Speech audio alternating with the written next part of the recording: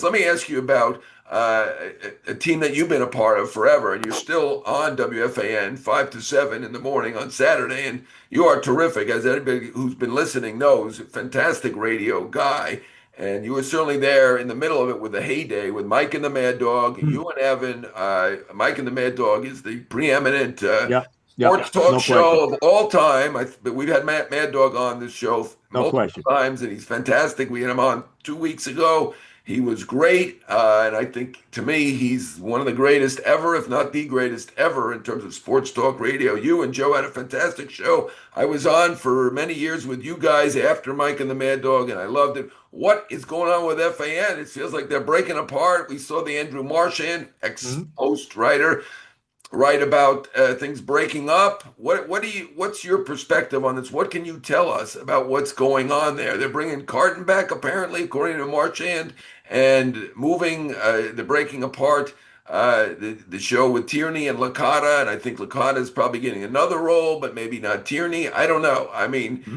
I got to be honest. I used to listen a lot. I don't listen as much now. I'm not in the car. I live in New York, so I don't have a car, so less radio for me. But what's your perspective on the whole thing? Well, look, I mean, it's never going to be what it once was. I mean, we could say whatever we want. I mean, that was the heyday. Imus in the morning, Mike and the Mad Dog, in the afternoon. Steve Summers doing the overnights, then me doing the overnights after that. Really, that's the heyday of WFAN. I mean, there's no question about it. I don't know if you're ever going to see that again. I've known for a long time that Carton is coming back. I know Chris Oliveira, who runs the show there, loves him. I mean, you knew that was going to happen at some point. I'm saddened because there's a number of guys behind the scenes who I know for a long time who are losing their jobs. Which is kind of sad. Guys who have been there forever. Who you wouldn't know their names, but they're they've been let go as well. It is what it is. I mean, I don't know what to say. I'm only a part-time guy now. My full-time days are long over. I couldn't do full-time radio anymore. I couldn't commute to the city every day anymore. I just don't have it in me. But I'm not shocked. I mean, they're going in a different direction. I don't think it's hardcore. Obviously, it's not hardcore sports anymore. It's more of a guy talk, if you want to say, type deal.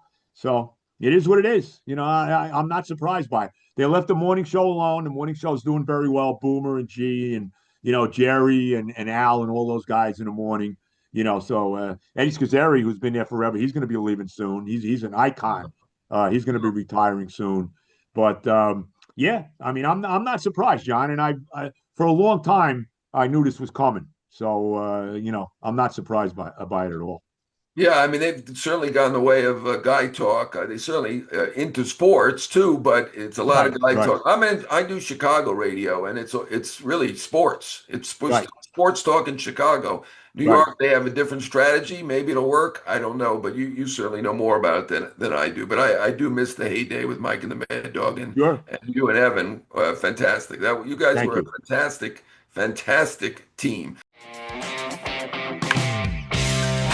Mets fans, if you bleed orange and blue, you need to be locked in to Straight Outta Flushing. I'm Dexter Henry, bringing you the show that's all about what's really going on in Queens. From clutch homers to bullpen meltdowns to prospect hype, we break it all down. Plus, I'm chopping it up with beat writers, content creators, and diehard Mets fans who live this Mets life just like you. Real talk, real fans, real Flushing baseball. This is Straight Outta Flushing.